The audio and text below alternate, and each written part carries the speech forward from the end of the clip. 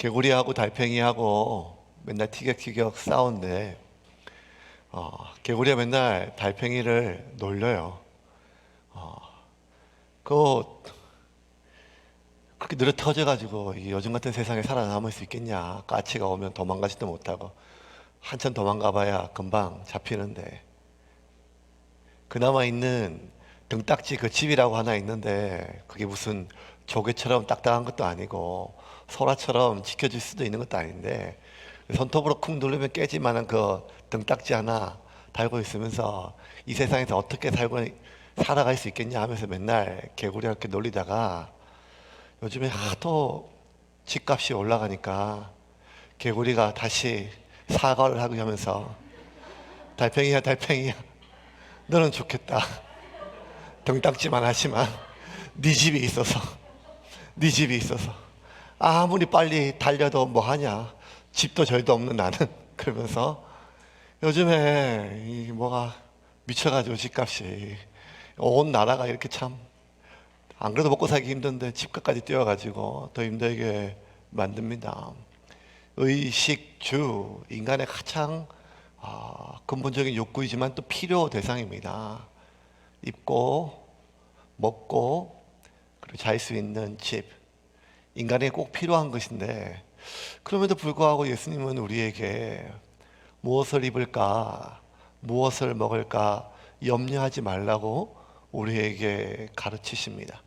이것은 2000년 전 제자들에게 하신 말씀이 아니라 오늘도 우리가 주님의 길을, 제자의 길을 걸어가는 우리에게도 동일하게 주시는 말씀인데, 우리가 그 말씀을 따르기를 결정하고 이 길에 서 있음에도 불구하고 마치 엘리야 앞에 있는 사르밧 과부처럼 극심한 기근에 또 찢어질 듯한 가난 속에 오늘 겨우 자식 하나 먹이면 될 만큼 그 한 줌의 곡식 붙들고, 이거 먹고 이거 오늘 내 새끼 먹이고 내일부터 먹을 것이 없으니 그냥 죽을 것을 결심하는 그러한 사르밧 과부처럼, 오늘은 어떻게든지 버티겠지만 내일도 버틸 수 있을까, 내일도 지킬 수 있을까 하는 이러한 근심 속에 있는 우리들에게 어쩌면 요즘 같은 시기는 참 힘들고 어려운 시기인 것 같습니다. 집값마저 이렇게 천정부지를 자꾸 올라서 내 몸 하나 뉘을 수 있는 공간 하나, 거처 하나 마련할 수 있을까 하는 염려까지 점점 우리를 옥죄어 옵니다. 오늘은 집 이야기입니다. 집 이야기. 그러니까 참 세상이 참 더 힘들어지는 것 같아요. 저도 계속 아무런 그냥 뭐 이렇게 일평생 집 없이 사택에 있다가도 그렇게 집하고 아무 상관이 없었었는데, 주변에 있는 또 성도들이 또 이사를 하고 어디를 하는데 집 구하기가 점점 힘들고 어려워진다고 하니까 참 힘들고 어려운 그런 마음이 듭니다. 예수님은 평생을 여우도 굴이 있고 모든 짐승도 굴이 머리 둘 곳이 있는데 인자는 머리 둘 곳 하나 없다고 하면서 평생 자신의 거처 하나 마련하지 않은 것처럼, 바울 역시 이 다메섹에서 예수님을 만난 이후로 그의 삶은 그의 머리 둘 곳 하나 없는 그런 삶이었습니다. 그런 바울이 이제 마지막에 잡혀서 70명의 기병의 손에 이끌려 드디어 가이사랴에 도착하였습니다. 가이사랴에 도착한 기병은 바울을 벨릭스 총독에게 넘겨주며, 그리고 그 천부장 글라우디오 루시아가 쓴 편지를 벨릭스에게 같이 전달하였습니다. 33절과 34절입니다. 같이 읽겠습니다. 그들이 가이사랴에 들어가서 편지를 총독에게 드리고 바울을 그 앞에 세우니 총독이 읽고 바울더러 어느 영지 사람이냐 물어 길리기아 사람인 줄 알고. 천부장의 편지를 읽어본 벨릭스는 앞으로 우리가 계속 좀 살펴보겠지만 전형적인 탐관오리의 전형이었습니다. 돈을 밝히고 어떻게든지 뇌물을 조금이라도 뜯어내려고 하고, 한 푼이라도 자기가 이 자리에 오를 때 쓴 돈보다 더 뜯어내기 위해서 어떻게든지 주의 고하를 막론하고 돈만 밝히는 그런 전형적인 부패한 관리였습니다. 그런데 벨릭스가 바울에게 어느 지역, 어느 영지 출신인지를 물어보았습니다. 왜냐하면 관할지를 따지기 위함입니다. 비록 내 관할지에 잡혔지만 그의 출신지에 따라서 그를 그 행정구역으로 보내야 될 상황이 필요하거든요. 그랬더니 바울이 나는 길리기아 출신입니다. 길리기아까지는 벨릭스의 관할 지역입니다. 그래서 귀찮은 듯이 바울을 보고 그래, 그러면 내가 처리해야 될 건데 너를 고발한 자들이 이 가이사랴에 도착할 때까지 당분간 이 바울을 헤롯 궁에 가두라고 명령하였습니다. 이 헤롯 궁은 지금 현재 벨릭스가 관저로 사용하고 있는 그러한 궁궐이었습니다. 35절 같이 한번 보겠습니다. 35절입니다. 이르되 너를 고발하는 사람들이 오거든 내 말을 들으리라 하고 헤롯 궁에 그를 지키라 명하니라. 헤롯 궁, 오늘 제목처럼 헤롯 궁과 관련된 이 이야기인데 그 이름에서 알 수 있는 것처럼 이 헤롯 궁은 헤롯 대왕이 만든 그런 건축한 궁궐입니다. 그러니까 예루살렘에도 궁궐이 있었지만 이 서쪽에 있는 이 가이사랴 지역에 여러 별궁으로 만들었습니다. 우리 여러분 좀 기억이 벌써 가물가물하겠지만 이 헤롯 대왕이요 사실은 유대인이 아니고 에돔 사람이거든요. 에돔 사람. 그러니까 이방인인데 불구하고 유대인의 왕이 될 수 있었던 것은 로마 제국의 그 권력에 힘을 입어서 겨우겨우 유대의 왕으로 왔습니다. 그러니 지금 여러 가지가 이 헤롯 대왕은 자신의 지위가 아주 위태위태하였죠. 당시 로마 제국 하에서 가장 로마 제국의 반기와 쿠데타가 자주 일어난 지역이 바로 유대 땅이었습니다. 특별히 유대인들은 민족에 대한 자긍심과 종교에 대한 열심이 강해서 한번 쿠데타가 일어나면 목숨 걸고 싸우는데 그 지역에서 이방인이 자신이 에돔 사람인 자신이 왕이 되었으니까 언제라도 유대인들이 반기를 들고 일어날 수 있었기 때문에 늘 자신의 위치가 위태위태하였습니다. 더군다나 이 로마 황제의 도움으로 겨우겨우 이 유대의 왕이 되었기 때문에 자신의 모든 생존은 지금 로마 황제의 권력이 달려있기 때문에 로마 황제의 마음을 들어야 돼요. 그래서 예루살렘 서쪽 이 바닷가 로마로 직항할 수 있는 직항로를 열고 바다에 항구 도시를 크게 건설해서 아주 멋있게 건설을 해서 그 항구 도시의 이름을 황제 케샤르 즉 가이사랴로 명명하고 황제에게 선물로 이 도시를 주었습니다.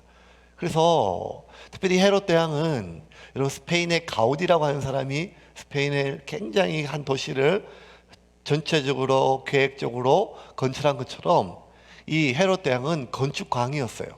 가는 곳곳마다 건축을 참 잘하였고 특별히 로마에서 오랜 시간 동안 망명했기 때문에 로마에 있는 모든 최신식 건물과 이런 모든 시설들을 다 눈으로 봤기 때문에 이 가이사랴를 아주 계획적으로 엄청난 수로를 만들었습니다. 관계수로를 만들고 그리고 원형 경기장, 로마식 경기장, 극장 뭐 이런 것들을 지금 그래서 2000년 훨씬 전에 만들었던 이 헤롯의 건축물들 때문에 지금도 이 가이사랴 지역은요 관광지로 먹고 삽니다. 헤롯 때문에 먹고 삽니다.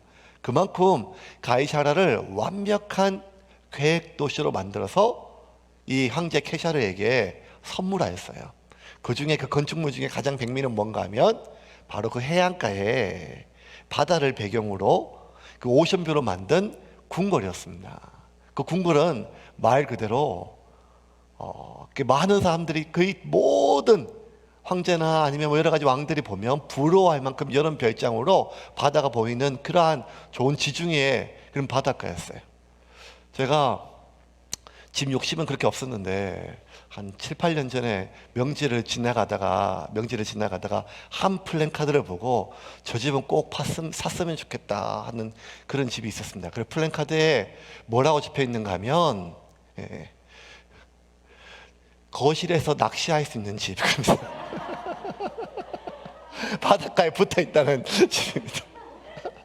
어떤 집인지도 모르고 뭔 집인지도 모르겠지만 거실에서 낚시할 수 있는 집 이렇게 보는 순간 야, 저 집이다. 저거 무조건 사야겠다.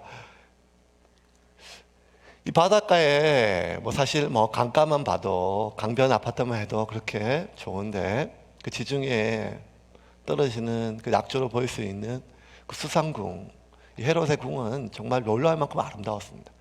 지금은 궁궐의 턱밖에 안 남고 그리고 기둥 몇백 개가 안 남았지만 그 당시의 상황들을 충분히 예견할 수 있을 만큼의 규모와 그리고 대리석으로 지어 있는 아주 아름다운 궁궐이었습니다.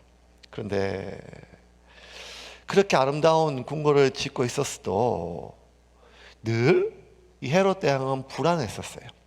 왜냐하면 그가 여러 가지 자신의 고향에서 정치적으로 망명해서 로마까지 갔지만 그 로마에서 자기가 붙잡았던 정치적 주들은 안토니우스라고 하는 그 로마 공화정의 이 대장 중에 하나였어요. 근데 이 안토니우스라고 하는 주를 잡았는데 결국 나중에 이 안토니우스하고 옥타비아누스가 싸워서 옥타비아누스가 로마 황제가 되었어요. 그러니까 자기가 잡았던 줄은 이제 썩은 줄이 되었고 정치적으로 숙청 대상이에요. 그러니 이 안토니우스의 도움으로 유대 왕이 되긴 했지만 이제 대로마 제국 황제는 옥타비아누스가 돼서 황제 케사르가 됐으니까 자기는 언제든지 저 황제의 눈밖에 저놈은 내 줄이 아니야, 내 직계가 아니야, 언제든지 나를 배신할 수 있는 그런 의심을 샀기 때문에 늘 황제의 환심을 사기 위해서 온갖 걸 다 했었습니다.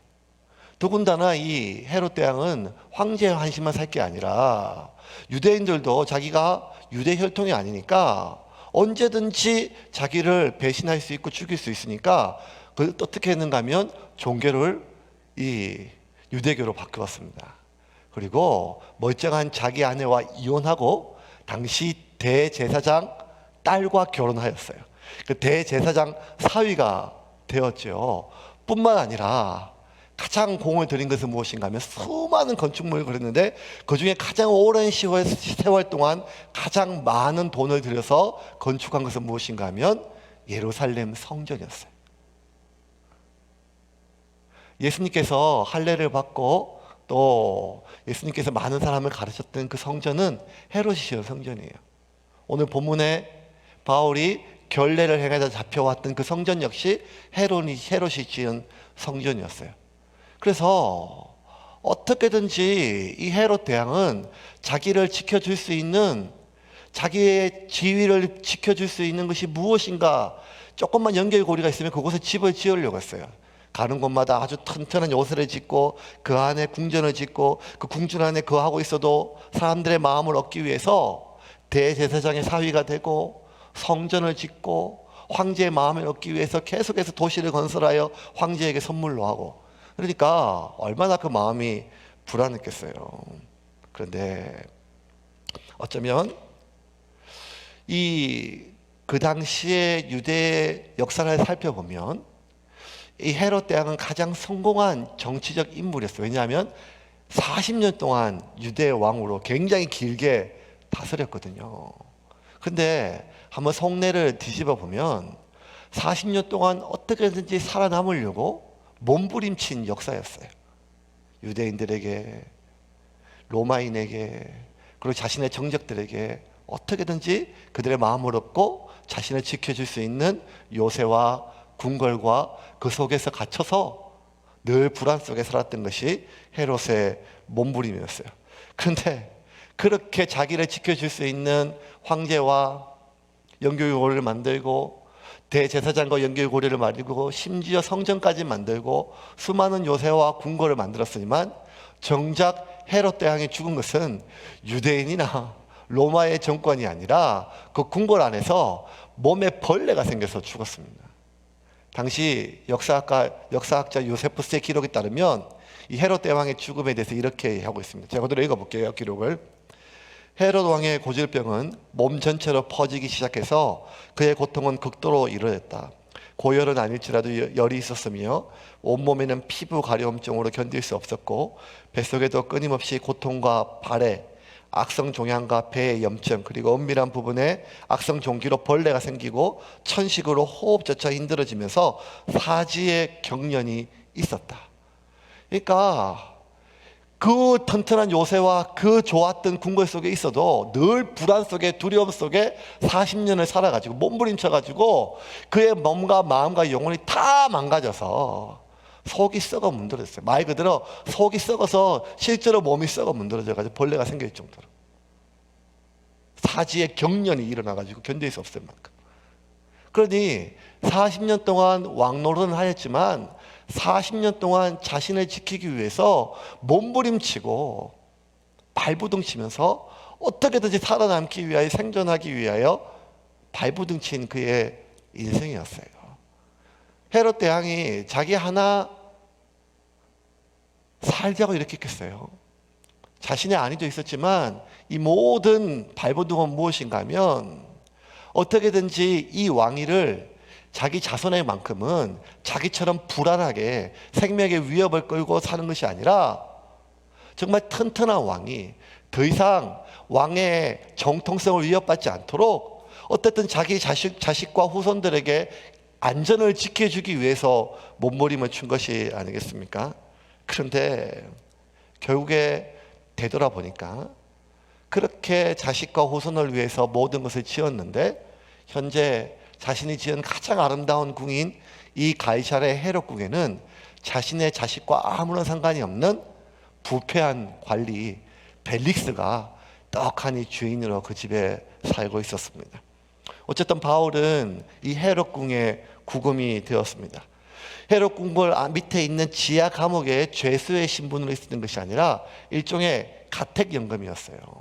그래서 자신에게 많은 자유가 주어졌습니다. 이 벨릭스의 배려였어요. 24장 23절부터 27절까지 같이 한번 읽겠습니다. 백부장에게 명하여 바울을 지키되 자유를 주고 그의 친구들이 그를 돌보아 주는 것을 금하지 말라 하니라. 자, 백부장에게 벨릭스가 백부장에게 명해서 바울을 지키라고 하는 것입니다. 계속 읽어볼까요?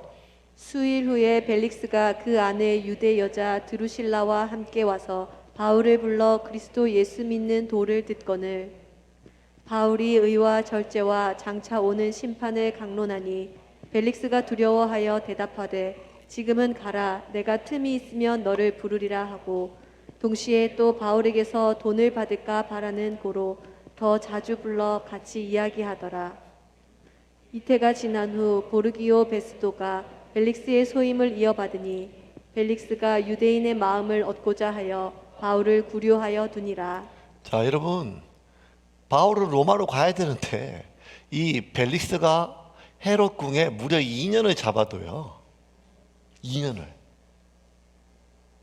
근데 그렇게 2년을 잡아둘 이유가 없어요. 왜냐하면 다음 주부터 살펴볼 말씀에 바로 지금 바울의 재판이 시작이 되거든요. 왜 이렇게 오랫동안 잡아두는가 하면 한 가지 이유밖에 없어요. 바울이 이 종교 지도자 같은데 이 성도들의 많은 헌금을 어딘가 지금 가지고 있다는 생각이 있는 거예요. 그렇지 않으면 어떻게 40명의 암살단이 지금 이 사람을 죽이려고 했고 무려 470명이 이 사람을 보호해서 이까지 천부장이 보냈는가. 그러니 행색은 지금 초라하지만 무언가 은닉한 재산이 많을 거다. 그래서 맨날 불러가지고 이야기를 하고 계속 이야기를 듣고 관심을 사면서 돈을 좀 뜯어내려고. 그 대단한 것 같아요. 2년 동안. 이거 참 대단한 것 같아요. 이 열심은 좀 돈을 좀 줘야 될 것 같아요. 그래서 바울의 한숨을 사기 위해서 좋은 방에 그를 구금했고 뭐 했는가 하면 자유를 주었어요. 또 하나는 친구들을 만날 수 있도록. 그러니까 자유도 있고 같은 연금이지만 많은 친구들 만나서 그걸 도움을 받고 이야기할 수 있도록 모든 자유가 허락이 되었습니다. 어떻게 보면 바울은 2년 동안 잡혀 있는 것처럼 보이지만 바울은 다메섹에서 예수님을 만난 이후 지금까지 수십 년 동안 얼마나 고생을 많이 했어요. 제대로 먹지 못하고 한대짬을 자고 늘 매맞고 쫓겨다니고 심지어 언제 자기가 죽을지 모르는 수많은 위협들이 늘 두려움과 위협 속에 살고 있지 않았습니까? 평생 바울은 다메섹 이후로 지금까지 삶은 긴장과 두려움과 목숨을 잃을 수도 있다는 그러한 상황 속에서 그렇게 살았죠. 그 바울의 일생을 지금 누가는 하나씩 기록하면서 이 누가가 봤을 때 아마 바울의 그 수십 년의 삶 가운데 가장 좀 따뜻했던, 어쩌면 가장 안전했던 기억은 이 헤롯궁에서 보냈던 2년의 시간이었을 것입니다. 왜냐하면 바울이 사실 에베소에서도 2년 있었거든요.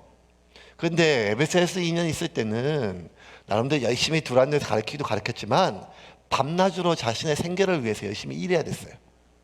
그리고 또 언제든지 자기를 죽일 수 있는 열성 유대인들의 위협도 있었고, 바울의 가르치는 십자가의 도로 인하여 에베소에 있는 그 아데미 신전의 수많은 은장색공들, 그 신전에 기대어 살아가고 있는 수많은 사람들의 생계가 어려움을 당하자 그들로부터 생명의 위협을 받고도 있었고, 그러니까 늘 밤낮으로 일해야 되고 언제 자기가 죽일지 모르는, 자기를 죽일지 모르는 그런 위급한 상황 속에서 긴장하고 살았거든요. 그런데 바울이 지금 헤롯궁에서 머무는 2년 시간 동안은요, 어디서 잠을 잤는가 하면 궁궐의 좋은 방에서 잠을 잤어요. 평생 이렇게 좋은 잠자리를 가질 수가 있겠어요? 두 번째는 그 로마의 군사들이 먹는 식사를 똑같이 제공을 받았어요. 나중에 결과적으로 얘기했지만 벨릭스는 2년 동안 숙식을 제공했지만 본전을 못 뽑았습니다. 바울은 정말 돈이 없었어요. 왜냐하면 소문을 들었는데 바울이 예루살렘에 올 때 예루살렘 교인들을 위한 구제헌금을 가져왔잖아요. 그래서 뭔가 지금 꿍쳐놓은 게 있을 거 하는 생각을 가졌어요. 아니 그렇지 않고는, 무슨 이런 돈을 바라보지 않고는 이 사람이 이렇게 배울 만큼 배웠고 로마 시민권을 가지고 있고 똑똑한 사람이 이런 고생을 할 리가 없다. 자기처럼 세상은 다 자기처럼 보이지 않겠습니까? 무언가 돈이 있다 싶는데 결국에는 본전을 못 찾았어요. 그러니까 2년 동안 바울은요, 편안한 잠자리에서 궁궐에서 잠을 자고 궁궐의 식사를 먹죠. 더군다나 40명의 암살단이 자기를 죽이기 전까지는 먹지도 마시지도 않겠다고 결심했는데, 그들의 위협은 고사하고 예루살렘에 있는 센 안티노 요새보다 훨씬 더 많은 병사들이 지키는 총독의 궁궐 속에서 안전하게 잠을 자고 있었습니다. 더군다나 밤낮으로 일할 필요가 뭐 있어요. 그러니 바울은 성도들에게 짐을 지우는 것도 아니니까 편안히 그 밥을 받아 먹으면서 남는 많은 시간에 매맞고 깨어지고 부서진, 성전에서 맞고 샌안토니오 요새 앞에서 또 깨어지고 부서졌던 그 모든 몸들을 이제 한 2년 동안 잘 추스리고, 그리고 여유 있고 남는 시간에 더 하나님께 기도하고 더 하나님의 말씀을 쓸 수 있었으며, 더군다나 기가 막힌 건 뭔가 하면 자기가 밖으로 나갈 수 없었지만 사람들을 자기 방으로 부를 수 있었기 때문에 많은 사람들, 많은 제자들을 불러서 그리스도를 전하고 하나님 말씀을 전하고, 그러니까 이게 뭔가 하면 선교비를 지금 벨릭스가 다 되는 거예요. 선교비를 벨릭스가 지금 먹고 자는 모든 걸 다 되고 바울의 안전까지 다 되고, 바울은 열심히 기도하고 말씀 전하고 이런 거예요. 그러니까 바울이 살다 내가 이런 때가 다 온다. 이런 때가 다 온다.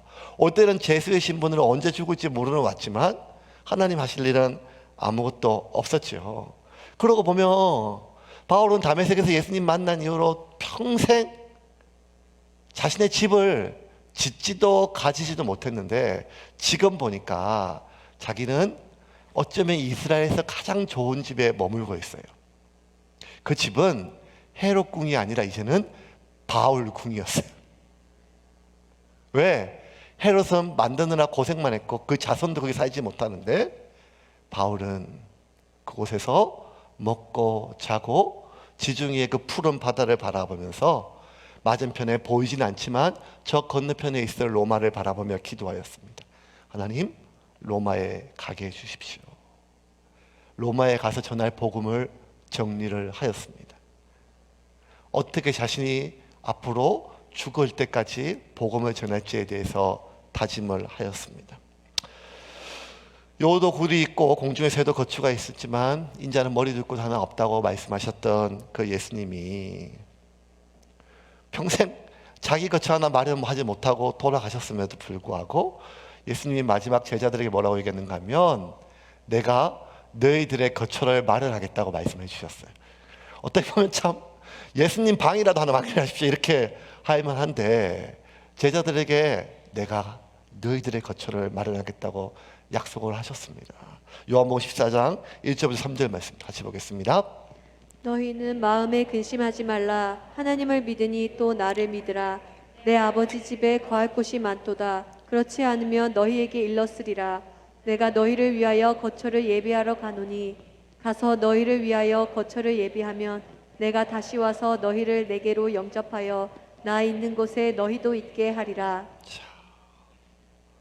예수님이 거처를 계속 얘기를 하세요. 내가 마련하겠다. 내가 너희를 위해서 너희의 거처를 마련하겠다. 여러분, 예수님께서 마련하신 그 거처가 어딜까요? 무엇일까요?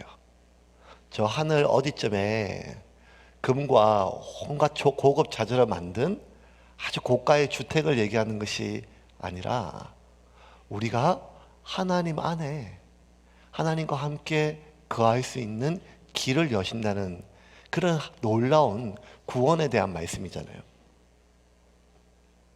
하나님 안에 거하겠다는 거예요.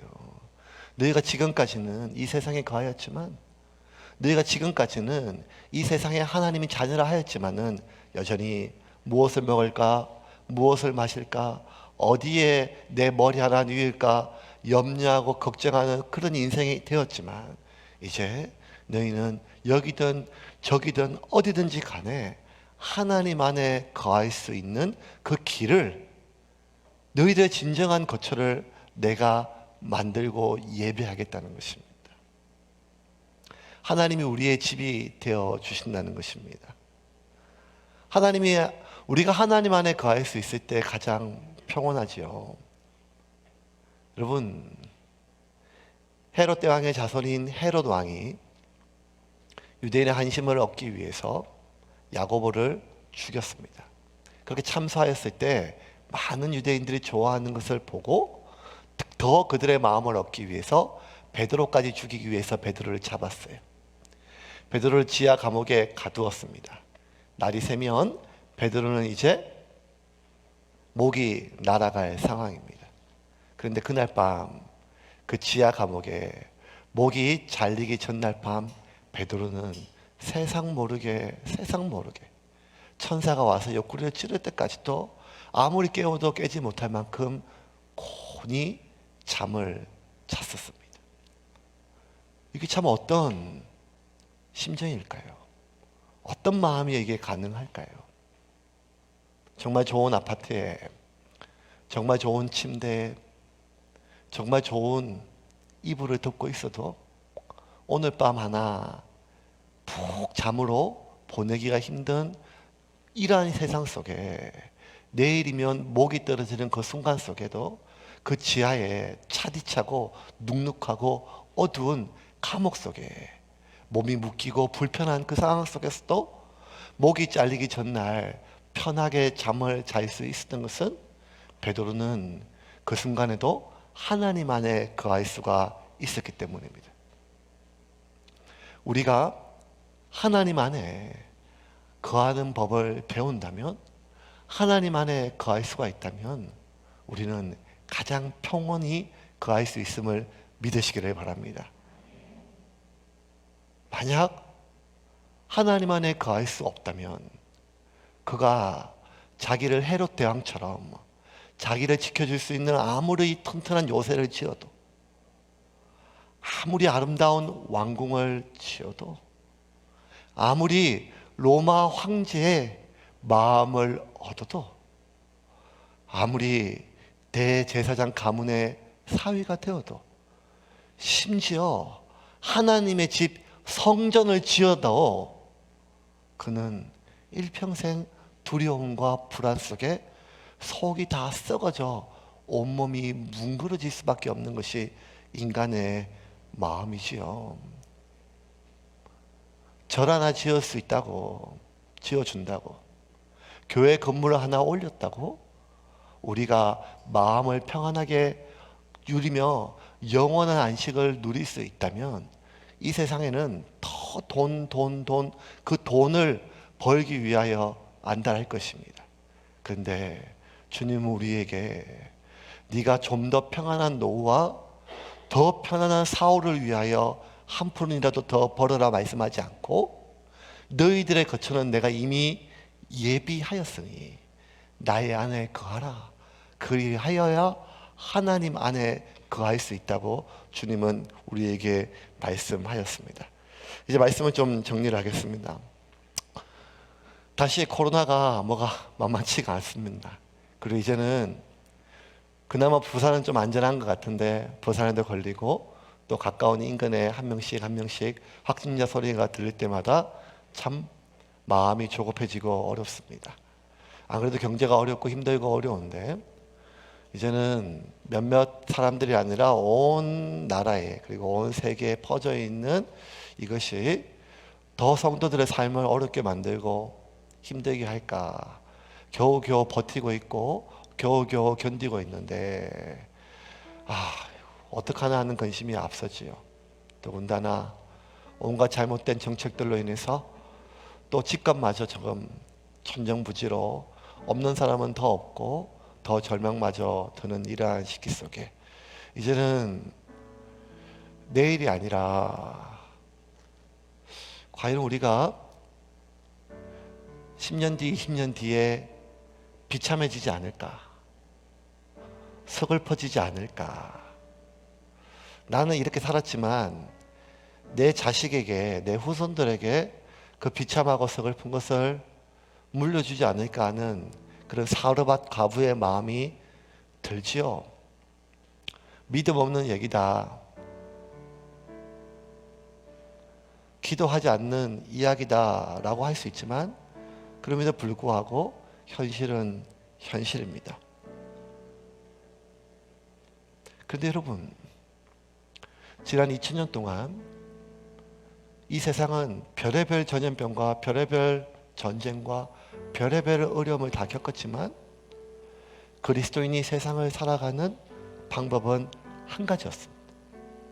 그것은 하나님 안에 거하며 사는 것이었습니다. 온갖 역병이 돌아도, 감당할 수 없는 기근과 가난이 맴돌아도, 어쩌면 하나님은 그리스도인들에게 그 모든 것을 이길 수 있는 엄청난 부와 그 누구의 핍박도 이길 수 있는 권력과 힘을 주지 않고, 오히려 양 가죽을 뒤집어 쓰고 경기장에 수많은 사나운 짐승들에게 내던져지듯이 아무것도 없는 맨살로 맨몸으로 이 세상을 살아가되, 그렇게 내 한 몸 건사하기도 힘든데 십자가까지, 소명까지 지고 가라 하니, 이것처럼 고단하고 힘든 인생이 어디 있겠습니까? 바울의 삶이 그러하였지요. 더 깨어질 곳이 없을 만큼 몸은 깨어졌고, 더 망가질 곳이 없을 만큼 그의 정서와 그의 마음은 찢어졌지만, 하나님은 그렇게 제 한 몸 가눌 수 없는 그러한 이제 노인의 바울에게 마지막 십자가, 죽음의 십자가, 소명의 십자가를 지라고 또 명령을 하십니다. 그 소명을 감당하기에 바울은 너무 늙었고, 이제 바울은 너무 약해졌으며 아무것도 가진 것이 없는 진짜 맨몸으로 이 세상에 살아갈 수밖에 없었습니다. 설교를 준비하다가 제가 뭐가 생각이 났는가 하면, 민달팽이라고 하는 동물이 하나 생각이 났어요. 소라 껍질보다 약한, 손으로 툭 눌러버리는, 깨지는 그러한 등딱지만한 그 달팽이 껍질, 그게 뭐가 자기를 보호해 주겠어요. 그런데 민달팽이는 뛰지도 기지도 못하고 하루 종일 움직이는 건지 도망가는 건지 살려고 하는 건지 알 수도 없었는데, 그나마 달팽이는 이슬이라도 피할 수 있는, 그나마 달팽이는 따가운 햇볕으로부터 자신의 피부를 보호할 수 있는 껍질이라도, 등딱지라도 집에 하나 지고 있는데, 민달팽이는 이거는 아무것도 없는데, 참새 하나가 와도 자기를 지켜줄 수 있는 게 없는데, 신기한 것은요, 이 민달팽이가 어떻게 아직도 멸종되지 않았는지가 신기한 거예요. 그 무엇보다 강한 이빨을 가진 백두산 호랑이도 멸종됐고, 그 무엇보다 튼튼한 발톱을 가진 지리산 반달곰도 멸종했고, 어쩌면 그 무엇보다 튼튼한 투구 같은 갑옷을 지고 있는 장수하늘소조차도 멸종의 위기가 돼 있는데, 어떻게 이렇게 맨몸 하나로 햇볕 하나 가리지 못하는 민달팽이는 아직도 멸종당하지 않고 이 세상에 여전히 남아 있을까요? 하나님의 보호하심이 아니겠습니까? 저 참새 하나도, 저 새 하나도 하나님이 허락하지 않으면 땅에 떨어지지 않는다 하시면, 이 땅에 있는 모든 생명은 하나님이 먹이시고 입히시기에 가장 약한 것을 가장 보호하시는 것이 하나님의 섭리이고 하나님이 세상을 다스리는 방식입니다. 그러하기에 우리가 이 세상에서 평안히 자고 누울 수 있는 것은 튼튼한 갑옷과 요새 안에 거하기 때문에, 오늘도 편안하고 안락하게 잠을 잘 수 있는 것은 아름다운 궁궐 속에 비단 금침에 누웠기 때문이 아니라, 내가 지금 누워 있는 것은 지하 감옥 같고, 내일과 모레와 나의 앞날은 목이 잘리는 위협 속에 놓여 있는 베드로처럼 미래를 예측할 수 없지만, 지금 이 순간 나는 하나님 안에 거하는 법을 알고 그 하나님 안에 거하고 있다면 우리는 그 세상 그 무엇보다 평안하게 살 수 있음을 믿으시기를 바랍니다. 결국은 그 싸움입니다. 결국은 그 싸움입니다. 얼마나 많이 공부하고, 얼마나 많이 훈련되고, 얼마나 크고 높은 건물을 세우고, 많은 교인들을 모으고, 많은 지역에 선교사를 보냈다고 하는 그 이름을 높이는 것이 아니라, 결국 우리의 싸움은 하나로 기결되는 것입니다. 내가 지금 하나님 안에 거하고 있는가? 내가 지금 하나님 안에 거하고 있는가?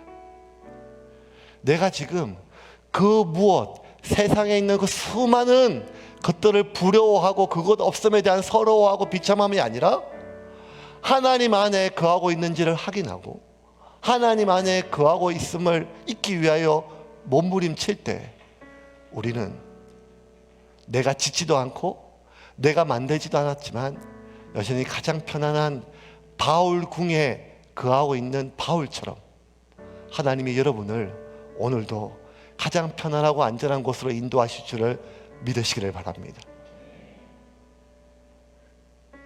하나님은 우리의 그 믿음을 보시고 우리를 기뻐하시고 우리와 함께 하나님의 소명의 길을 달려갈 것입니다.